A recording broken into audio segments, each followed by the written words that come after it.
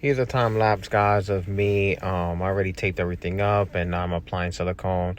Yes, I know I could have just got like a corking gun or anything, but I chose to do it the hard way. So I'm doing it, by hand, making sure everything is spread and I'm not excessively wasting silicone because I didn't have that much to begin with.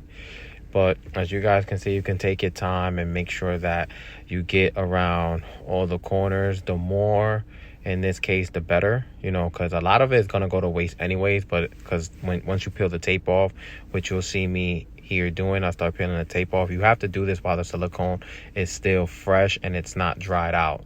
This way, it's easy to take off because once it dries out, you can even peel the actual thing that you're trying to seal off. So I took my time, as you can see. Probably overkilled it with the tape, but hey, it's better to be safe than sorry. And that's the last piece of tape, and now I'm just gonna let it sit. Okay, as you guys seen with the previous time lapse, I took time to make sure all of the tape is taken off.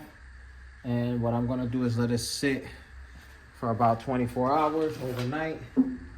Make sure, it's fully dry. I'm not installing this no time soon, but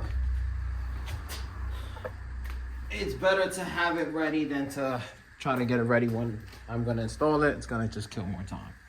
But you can go above and beyond and take both caps off and seal it there.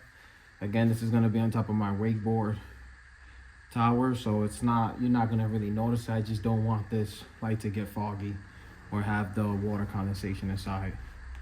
So yeah, this is my way of making sure, because these lights are actually pretty good, for the price. You can't beat it. But these things from China don't get sealed properly, so if you just go take this extra step and seal it better, you should have better results with the light lasting longer.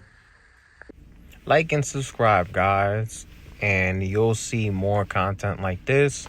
In the summertime is coming, so I'm gonna be working on my boat and skis more.